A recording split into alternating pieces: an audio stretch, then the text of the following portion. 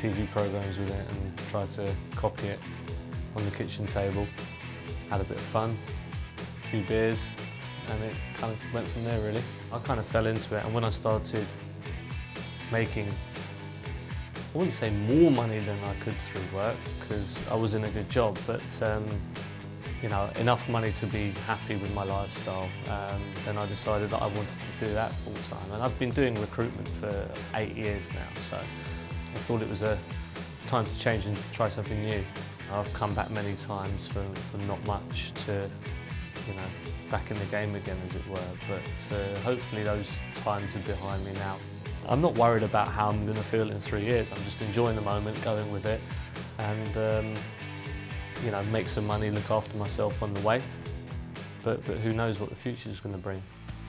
Still lots more to come with 6 left and a seat in the semi-final up for grabs. Who will be slinking?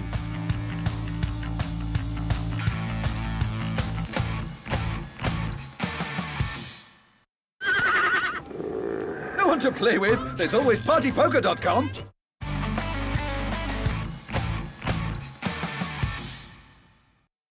Welcome back to the second heat of the partypoker.com European Open 3. So far the cards have been cruel to some and good to others. Drawing the right cards is the only thing that matters, as only one person will move on to the semifinals. Your commentators are Jesse May and Anthony Hardy.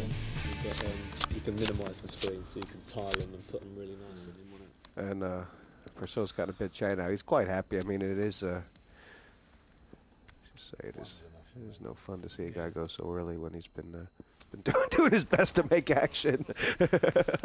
4,000 is the big blind, and I wonder if Ian Fraser will be happy about that development. Does he feel like he's got Persaud's number? I think he has. I think he's won the bet as well, hasn't he, for the tie? It's tricky when you're playing high and high-low at the same time. That's a bit of a no-no. Raise to 12. Triple the bet from Fraser with the ace-6 suited. And this is fluke, by the way. This is the biggest hand that Fraser's picked up. I know. Nick Persaud's coming with another pair. Was fluke. Wow, pocket ace. This hand? No, this on your big blind. Oh, is it? Show you if you've got a lousy hand. Persaud has yet to settle down from the last one. Pretty lousy hand. I think you come over the top here. I think that I'm having a pop at you, that's all. I'll call. So how much is it total? 8,000, 12 in total. 12 Tell you what, these guys have played virtually every flop together. I'm doing too many, aren't I? Sorry. You normally find though, Jesse, when your opponent keeps talking to you and that, I normally find that they're fairly weak. Well, you definitely show me. Can you show me Not now? now you've called. Well, I want to know You would what have passed. I would have just showed you I had a genuine hand. That was all. 26,000, the gut shot man up against the defending champion. And the action will be on Persaud, who has missed. Fraser's at his 6. Yeah, 8s are good. Check. Yes. Check, check.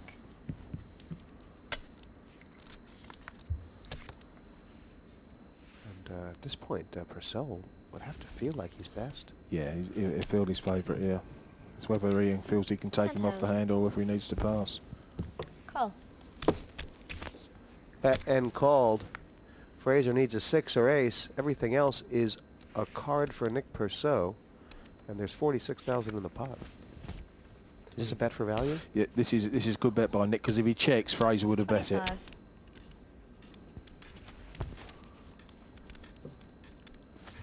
25. If Fraser comes over the top here, Jesse, Persaud can't call.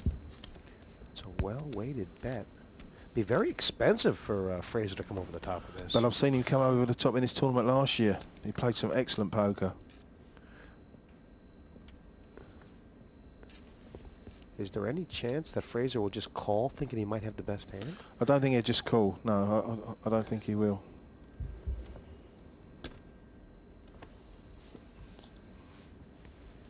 Be a great pass as well. Good pass. Cold. So it's 12,000. That is one round to Persaud. He who laughs last, perhaps. And a man who was one card away from elimination, Nick Persaud, is pretty much the runaway chip leader. Yeah, he lives to fight another day, and he could go on to win it now.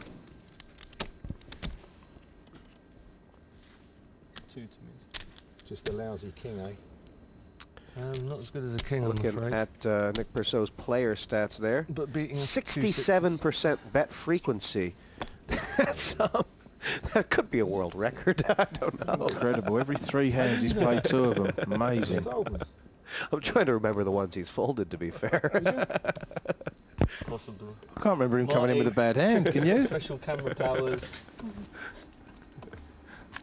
Neither king. King Jack. I'm lying about my hand. I told him I had King Jack. Am I allowed to do that? Nick's just giving Fraser some of the treatment that Fraser gave him earlier. It's good. No, definitely It's not. good. Liar, liar, pants on fire. 4,000 on Fraser. Pass. It was a tricky pot, that last one. Ian did well to get out of it and still have over 100,000 in chips. And both Beal and Reno Mathis have been mostly observing the action the last round or two. Poor Andy Miles, the short stack. What does he got to do? Well, the ace is going to look a big card to him being so low stacked, Jesse. Is he committed for all his chips? Yeah, he's come over the top here and Raise. it's all going to go in 16,000 in total. if there's a raise. I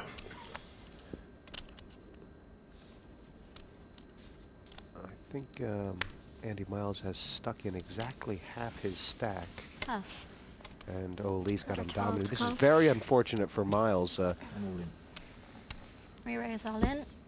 And Call. very hard to see how Miles could fall. In fact, impossible to see how Miles No, could he's lay gotta it call down. it. He's overcommitted. And he's going to be a 6 away from elimination. Andy Miles getting no rub from the green tonight. There are 5 cards to 34. come, though. 34. In total, yeah. Sounded a bit more than it looked, didn't it?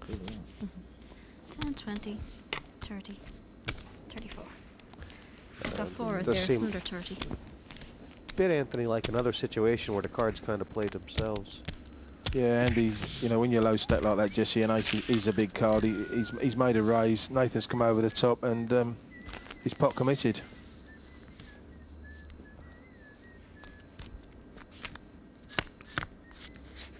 There's the flop. There is no 6, and there's no clubs in either hand.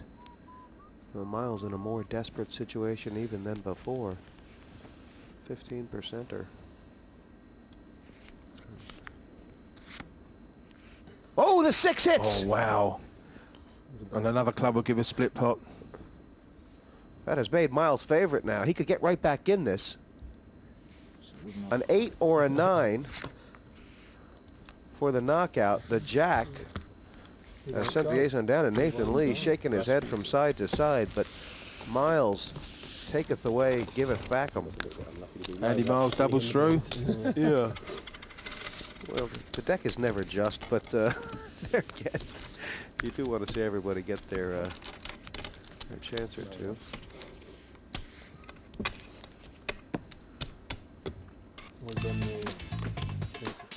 Looking at the leaderboard, I tell you, the amazing thing is that everybody's still in. We've had so much action. We're so well in front. Who else do you like? I like Fraser. I still think Nathan Lee's got a squeak because of his aggressive sort of play. But it's a great heat, isn't it? This heat is still full, but it's feeling cramped on that table. Several of these players, Anthony, are trying to spread their wings, and sooner or later someone's going to get knocked sideways. You keep saying you feel like Nathan Lee is just about ready to really start taking over this table. Yeah, I just get a feeling he's just waiting for sort of 1 or 2 to drop out, and then we'll see Nathan attack. Under the gun with the ace-jack, and he's decided to limp in. Why the limp in instead of the raise? I don't know. I would have, you know, I'd have put a small raise in there just to find out where I am. It may have the effect of bringing Thomas Beal in, who would be forgiven for thinking his ace-5 is good, and that's how tight Thomas Beal is, not moving a chip. Pass.